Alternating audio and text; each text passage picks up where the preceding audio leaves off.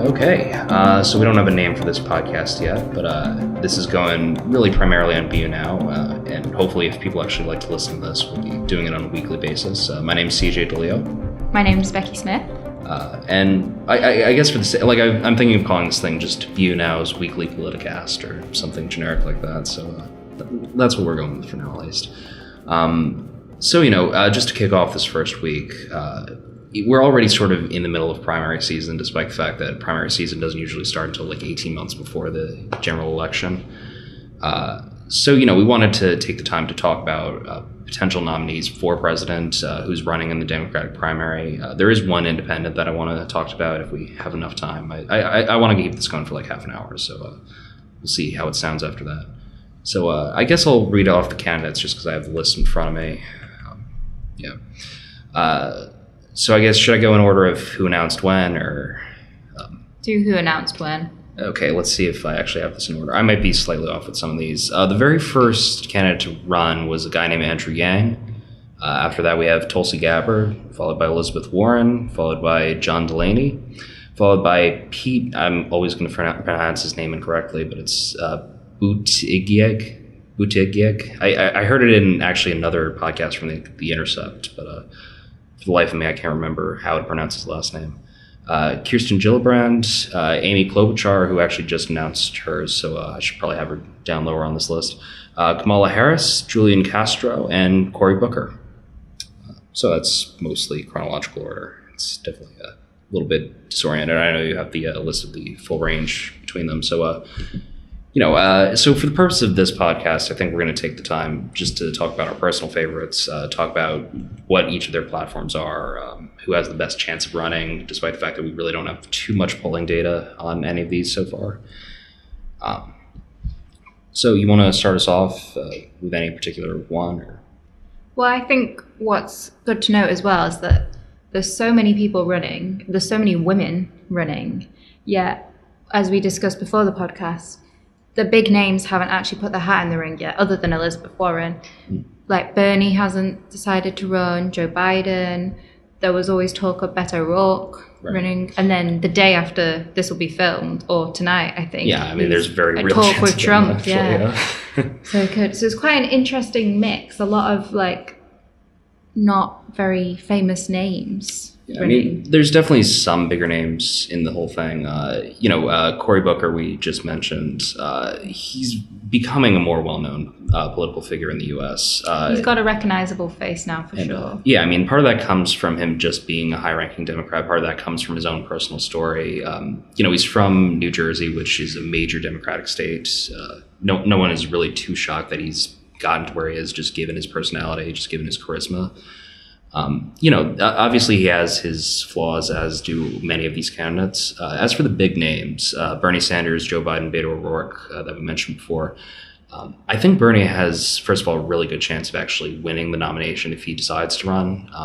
At this point, I would actually be kind of shocked if he didn't decide to run, just given some of his activity within the past couple of years, given his sort of not really charisma, but given his sort of personality, given the fact that he strikes people as a guy who actually cares, who actually believes in what he says. I'd be extremely shocked if he didn't try to run again. Yeah, and I guess he would be the complete antithesis of Trump. So it'd be... He's very much what Trump is to the right on the left. Definitely. Whereas Trump is sort of this pseudo-populist. Bernie's the real deal. Mm-hmm. Very much pro-labor guy. Very much like what Jeremy Corbyn is to the UK. It'd be very interesting to watch Trump and Bernie against each other. I will say, do you ever watch the epic rap battles of history? Yes, I've seen a few. I would love to see a Trump versus Bernie battle. Yeah, it would be amazing. That would be actually pretty hilarious. Because I think Trump could just paint Bernie as like a communist. Yeah. He probably would try, and then... But then the obvious issue of Bernie is like he didn't win the 2016. Right. And he's quite old. Yeah. Well, so I mean, the thing is, first of all, Biden's older than Bernie, so there are Bernie looks old, though. Yeah, I think part of that has to do with the whole hair loss. Like, if he had a full head of hair, I think he'd look around the same age, if not younger than Biden. Yeah. I think that has something to do with it. Yeah, I mean, so first of all, as for the lawsuit in 2016, Hillary had the unequivocal support of the Democratic Party. She had numerous major figures backing her. So from day one, Bernie really never had a chance. The fact that he got as far as he did, despite having a primary that was largely, like, for lack of a better term, rigged against him, it's amazing that he was able to get so close to that victory. I think it was something like 53-47 split between the two of them.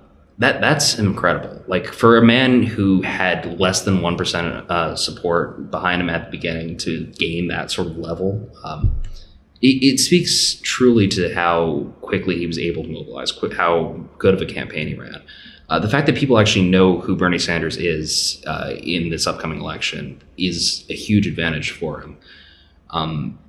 Yeah, that being said, I sort of lost my train of thought there. Well, do you think if he did run, that the Democratic Party would support him wholeheartedly in the same way they did Hillary? Well, so the thing is, the thing I've noticed is Hillary was by no means a perfect candidate either. She very much represented this sort of outdated corporate ring of the Democratic Party. And more or less, the party did come to support her. Despite the fact that she really didn't have anything interesting to say as a politician, despite the fact that she really didn't have any sort of clear message. I mean, like, I would say the most famous messaging slogan from her entire campaign was the whole "I'm with her" idea. It's not really a policy position. It's not. It really seems like she doesn't stand for much, you know. Yeah, I can't remember anything. Yeah. That she did that was like a major step forward, something memorable. Yeah, so ultimately the establishment of the Democratic Party will support whoever gets the nomination. There's no doubt in my mind that Bernie would have a better chance at rallying more Democratic voters than Hillary. You even look at his approval ratings. Currently, Bernie Sanders is the most popular politician in the country. I think he has like 77% approval, which is unrealistic. It's like I've never heard of any politician having that high of an approval rating. So, and importantly, he appeals to the young voters. Absolutely. And we're constantly told, like, young people are the ones that make the difference. So. Right. So as for Biden, he definitely has his flaws against him. The fact that he called, I think he basically said billionaires aren't to blame. Like he had something to the tune of, hey, I'm pro-business, I'm pro, like, not giving tax cuts to these uber wealthy people. That's going to go back to bite him in the ass. But that being said, I think he's considered to be one of the more progressive Democrats running, if that makes sense. Like, I feel like he isn't progressive on a lot of issues, but I've heard people say he's probably the most progressive candidate we have within the next few years, like that could conceivably win. I don't know if that's necessarily the case. I think Bernie Sanders does have a really good chance if he decides to win. As for Beto O'Rourke, I think he was great for Texas. I think he's incredibly charismatic, incredibly likable. Definitely a better alternative than Ted Cruz, but in terms of a general election, the man strikes me as being much too centrist. He doesn't strike me as really having ideals that the modern Democratic voter would sort of go for. Also, if he can't win... Yeah, if he can't win his own state, he probably can't win the presidency. Yeah. Then again, Donald Trump probably couldn't have won New York, like he probably couldn't have run for office in New York and won.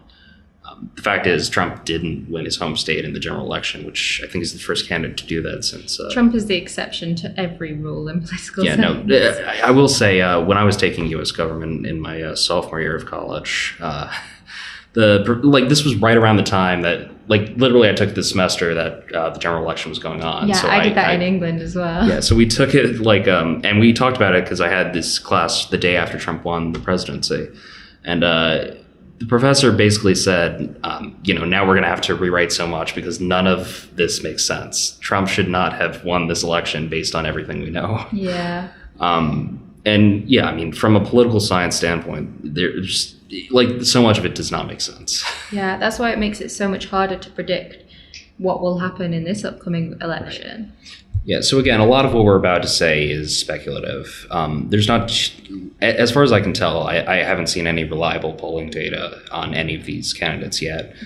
And, we can sort of make general guesses based on what we know about the race. We can make general guesses based on what we know about the politicians themselves.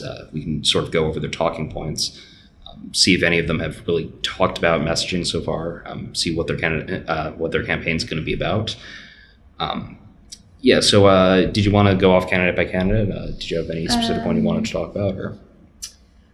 I think maybe start talking about Elizabeth Warren first. Yeah, so I will say, I think in terms of name recognition, I think in terms of like appeal to the base, Elizabeth Warren probably has the best chance of the people who have announced their candidacy so far.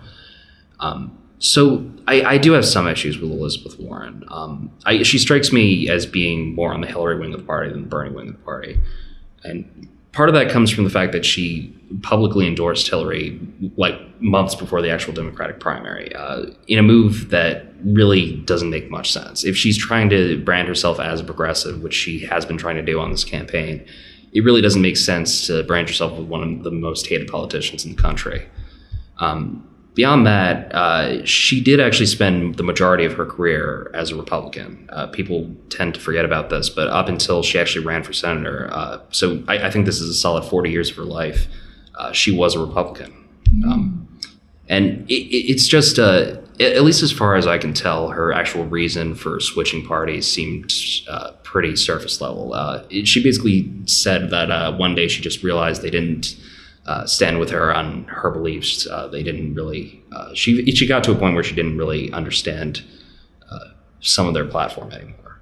Which it's a lot of vague reasoning. That's going to come up again if she. No, I'm sure when the debates finally start, that's going to be something that her opponents actually call her out on. Beyond that, she seems very single issue. I stand by her on that one issue, the issue that, the banks are incredibly powerful right now, that the idea that no bank should be too big to fail, the reinstatement of Glass-Steagall would obviously be a massive milestone for this country. But beyond that, I can't really tell you much about Elizabeth Warren, strictly because she hasn't done too much outside of that realm of politics. Yeah. No, she's very... I do associate her a lot with Hillary. Right. And I see her like... And part of that comes... I don't want to cut you off or anything. No. But part of that comes from her personality. Like, I don't know if you saw that Instagram live stream she did.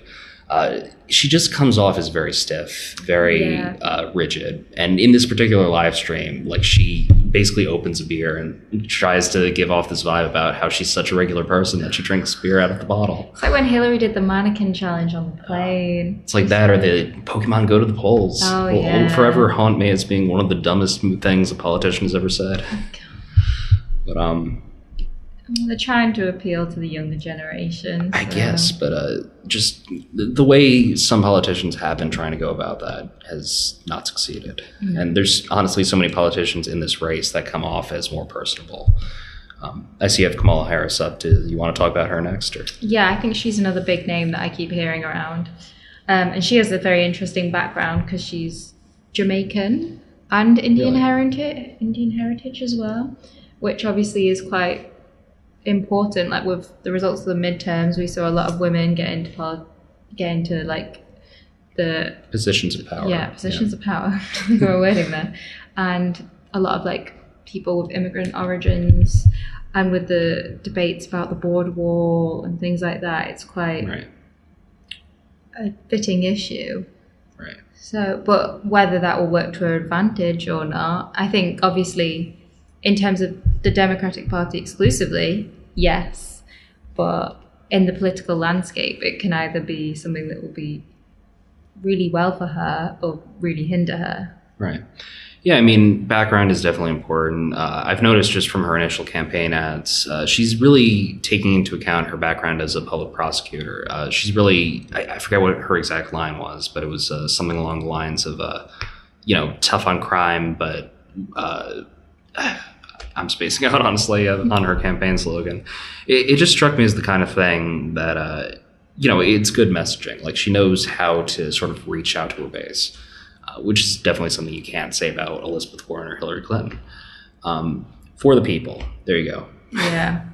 Yeah. And she's very critical of Trump and saying, like, he's racist, xenophobic. Right. Which, realistically, I think every Democrat should probably say. Yeah, definitely. It shouldn't be... It's not exactly a secret at this point, but, I don't know if you watch Kyle Kalinske at all. He basically made the point that a lot of these candidates, their entire platform is saying, oh, hey, I don't like Trump. Trump is bad. Yeah. That's not much of a platform to run on.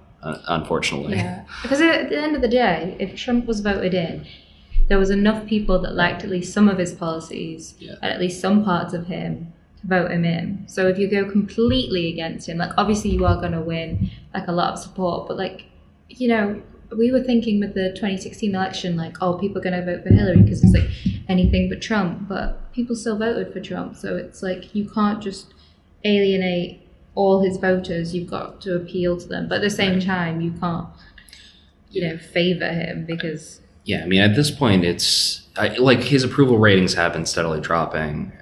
Like right now, they're around the 41-42% mark, which is a really bad sign for any president to be anywhere near that low.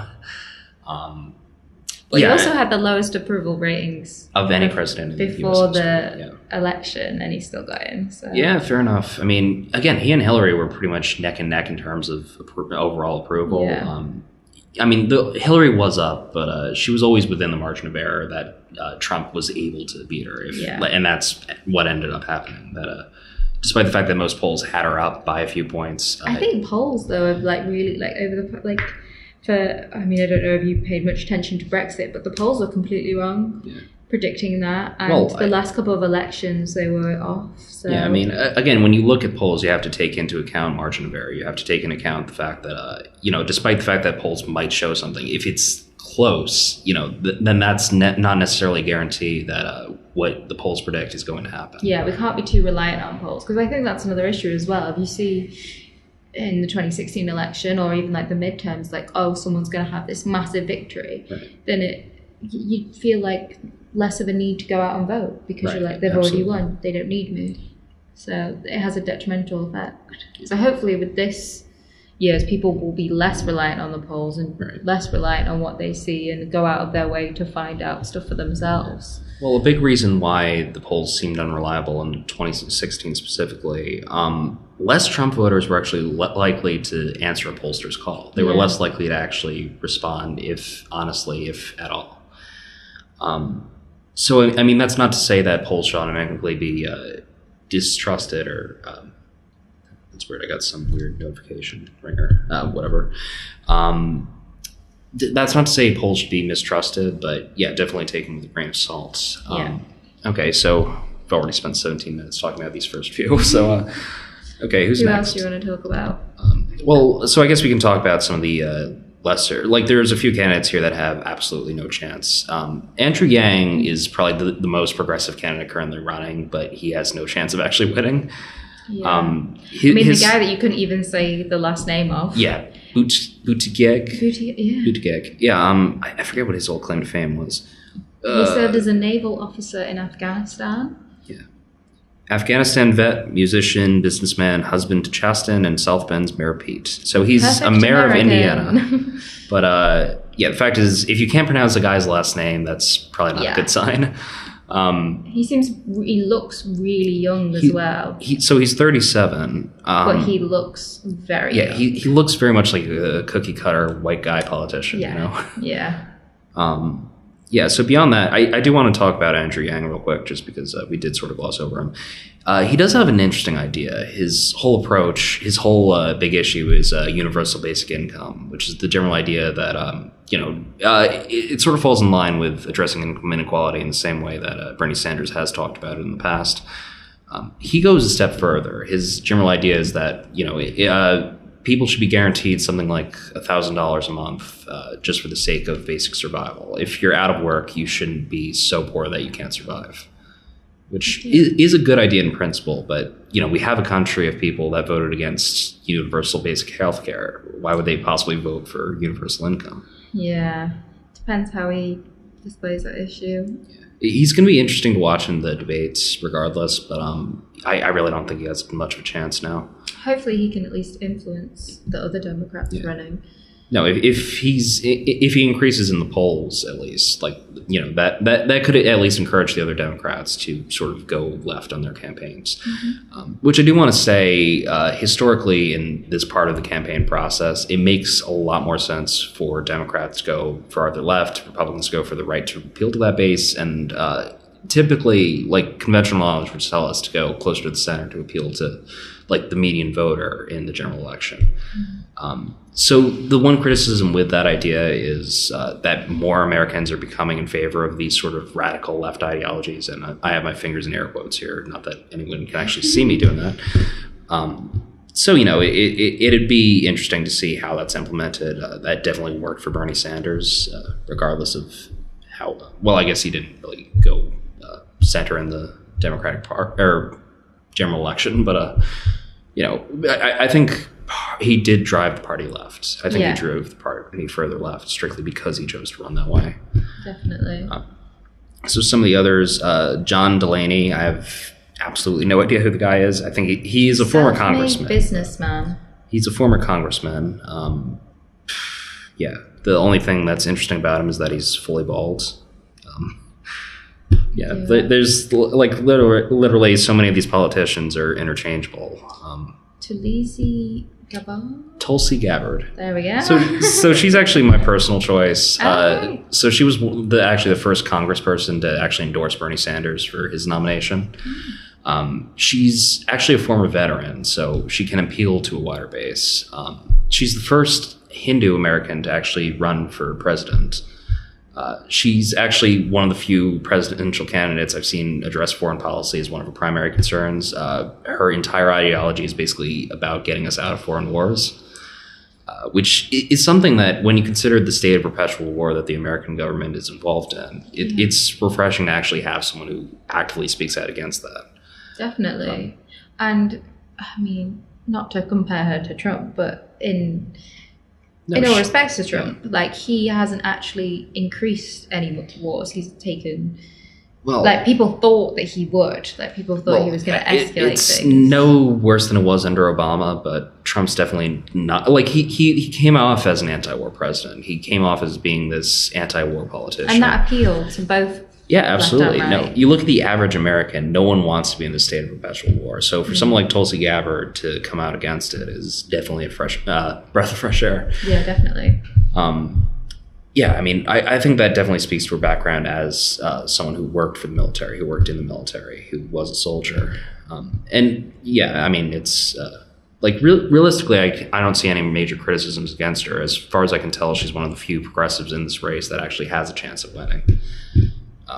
Okay, so Kirsten Gillibrand is sort of on par with Kamala Harris in terms of general ideology. I will say the one big concern people have had with her is how she approached the whole Me Too movement, how she basically got Al Franken kicked out of office. It's going to be interesting to see if that can actually, realistically, I'm questioning how much the average voter is in favor of the Me Too movement, given how radical it has become. Yeah, I think it will definitely play a role with the amount of women that are running for the presidential election, especially against a candidate like Trump, who has been known for his sexist remarks. Yeah, no, it's definitely, a bunch of these candidates are perfect counters to Trump in the sense that most of them are entirely against him. So, I mean, I see you have the one dropout there who we can talk about if you're interested. But I just think it's interesting that someone's already dropped out on January 25th. Yeah, Richard O Jetta. So he was actually, I think, the very first guy to announce that he was running. And that was 2 days or less than a week after the actual midterm elections. So he's interesting strictly because he's a Democrat from West Virginia. So I think he's part of the state Senate there. Very conservative state. He actually voted for Trump in 2016 and has since expressed extreme animosity towards Trump. He basically voted for him because he came off as being this populist, this pro-worker. He actually spoke to the people of the South, of his district. So, he feels duped. He feels like, being this more conservative Democrat, that Trump just doesn't represent the base that he claimed to, which is perfectly admirable. I don't think he ever really had a chance. And the whole reason he actually dropped out of the race is because he realized he had no chance. He did some internal polling with his, his staff. And he just realized from day one he had absolutely no chance of actually winning the nomination. And he just didn't feel like taking his constituents' money, if that was the end game. Yeah, that's fair enough. Better to give his support to someone else and increase their chances. Because I think that's the problem with so many people running. It's just Yeah, no, it really broadens the field. It's sort of the reason another reason why Trump won in 2016 was because there were 13 Republicans running initially. They definitely split the sort of standard, original Republican vote. Trump just sort of stood out for being this more, I don't even want to speak about him in terms of like conservative or moderate, because he doesn't really fall into either category perfectly. He fell into this whole outsider camp that really no other politician on the stage represented. So for there to be this many corporatists in the race, for there to be this many sort of standard Hillary type politicians in the race could really help the more progressive Democrats running. So beyond that, we haven't talked about Julian Castro or Cory Booker in detail yet. Julian Castro actually worked for the Obama administration in Ben Carson's current job, Secretary for Housing and Urban Development. Currently, he's serving as mayor of San Antonio, which is, I believe, in California. It's either that or Texas. It's one of those general areas. I'm pretty sure he's from California. So I really don't think he has much of a chance. I'm sorry to say. I had no idea who the guy was prior to him actually announcing his candidacy. No, I hadn't heard of him. And also he says here he's aiming to get better opportunities for Mexican Americans. It's very difficult in a time where the main political talk is about building a wall to stop Mexicans coming into America. Yeah. So again, there's a very diverse range of ideologies here, and Julian Castro doesn't strike me as being a terrible candidate, but just the fact that no one knows who he is not a good sign. It's a big issue with this. So Cory Booker is the final guy. I'm actually from New Jersey, so I know Cory Booker pretty well. Not personally, but people do make that assumption. We're a very small state, so people make the assumption that we must all know each other. At the very least, there's a lot I could say negatively against Cory Booker. He does strike me as being a very good guy, a very genuine guy. He comes off very charismatic. Right. And part of that is just how he ran Newark. His first mayoral race, the first time he ran for an elected office, was against an incredibly corrupt former mayor of Newark who ended up getting, I think, indicted on some, multiple accounts. Basically, the guy worked for the mob directly. And so basically, Cory lost to this guy initially and ended up winning the subsequent election unopposed. So it's like an interesting rags to riches sort of story, especially since really his entire family grew up in this incredibly impoverished area in New Jersey.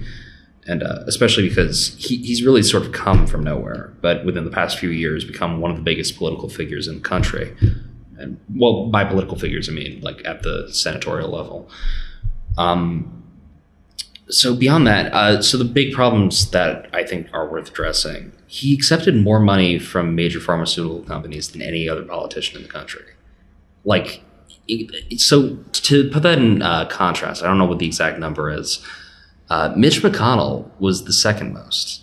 And he's sort of known for doing the bidding of Big Pharma, for Cory Booker to have accepted that much money, it's truly absurd for someone who's trying to separate himself in this space, Yeah, especially after in the 2016 election, there was a lot of debate about how much money Trump had received from donations and stuff. I mean, it's always a big issue, PAC donations and things like that, and money in politics. So yeah, it'll definitely come up. So, the other major sort of misstep he's made is coming out as being a very pro-business, neoliberal Democrat. Which, again, this is part of the reason people didn't like Hillary. She just struck people as being too rigid, he represents part of the party that really shouldn't exist anymore. It's become sort of synonymous with Republican talking points. So for a Democrat to sort of put that at the forefront of his issues is not great. That being said, he's progressive on a lot of issues. He's incredibly far left on social issues. He was a major supporter of the LGBT community well before the rest of the Democratic establishment was.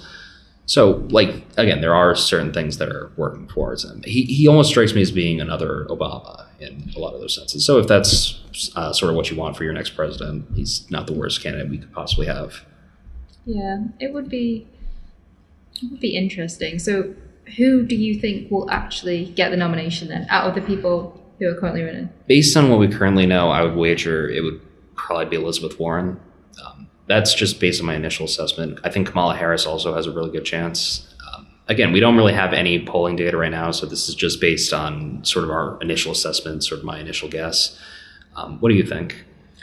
See, I'm the same. It's hard. It's so hard to judge because I haven't actually seen many people like come out in Pacific's favor of anyone yet. Right. But I would like to think that Cory has a good chance.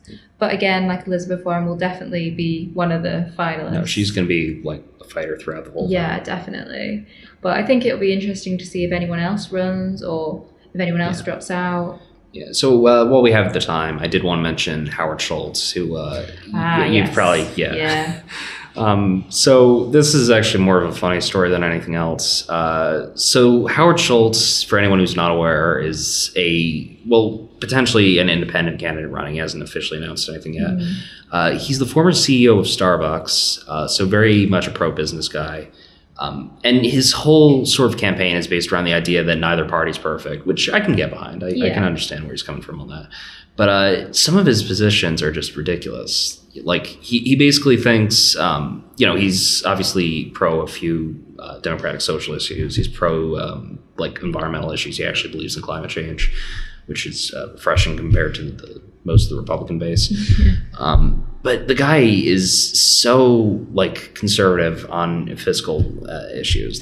He essentially believes that our biggest problem nowadays is erasing the national debt, which is absurd. It's impossible to do. Well, first of all, it's $17 trillion at this point. I honestly don't think it's possible to balance the budget at this point. No. So for him to actually put that at the forefront of his issues is sort of absurd. The funniest thing is he's currently sitting at 4% approval. 4%. It's quite... The problem, though, with this is that if people are voting for him, the people that will vote for him are probably more likely going to be Democratic voters. So... Yeah. And he's not going to win. No independents are going to win the presidency. Right, but the problem is he could be seen as a spoiler for whoever's running in the Democratic... taking away the votes that people would have otherwise given to them. Yeah. Which, historically, if you look at any third-party race throughout recent history, there's never really been a spoiler from an independent or a third-party standpoint. After Trump, who knows? Yeah, it'd be interesting. I mean, Ralph Nader came close in the 1990s. Yeah. Or, sorry, not Ralph Nader. Well, Ralph Nader, people have made that argument, but who's... It was in the 2000s. Yeah, no, that was 2000. He ran on a Green Party ticket, which he won 2% of the vote, which is unheard of for a third party. But no, he didn't really take any votes away. When you look at actually how the margins looked in Florida, he didn't actually impact that in any sort of significant way. What was I talking about? Who's the former Reform Party guy? I'm spacing out. Yeah, look up Reform Party because I can't really think of I swear it's going to come to me the second I hear it.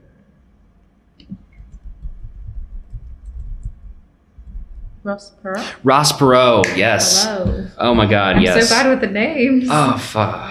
That took me forever to actually think of. Yeah, so Ross Perot ran in the 90s and had over 15% approval, which actually made him eligible to compete in debates. And he eventually lost the actual race, because, he was a third-party candidate. But people make the argument all the time that the reason that George H.W. Bush didn't get a second term was because he stole votes away from him. And historically speaking, as far as I know, the only candidate that you could say without a doubt actually stole an election was Teddy Roosevelt when he tried running as a third-party candidate. I'm trying to think of who else he ran against. I mean, this is back in the early 1900s. Yeah, 1910s, 1920s. And so he was a former president, and he couldn't actually win on a third-party ticket. So, long story short, Howard Schultz doesn't really stand a chance. No. And I would wager he's not going to get that much of a vote at all. I'm going to wager he doesn't steal a significant number of votes away from the Democratic Party. So, I don't know. It'll be interesting to see if he runs... or if he's, smart enough to back off and save himself the multiple millions he's going to spend campaigning. Yeah, it just links to the whole idea of the amount of celebrities that have casually been yes, I'm going to run for president. And I mean, we had Kanye say it, that he was going to run this year, but obviously he's supporting Trump. He strikes me as, if he was going to run, it would probably be on the Republican ticket. So, yeah. It's still interesting to debate these ideas, though. Yep. So, I mean, we'll sort of follow through with this as we learn more about the whole process. Realistically, I'm not expecting to get any sort of major news until the summer, so it might be sort of I'm sure there's going to be more people announcing within the next couple months, so we'll bring that up as need be. But so I think it's about time we wrap this up. It's been a little over half an hour. I still don't have an official name for this thing, but if you like what you heard here, we're trying to go exclusively on BU Now, so check us out there on bunow.com. Okay, without further ado, I'm CJ. I'm Becky. Thank you for listening.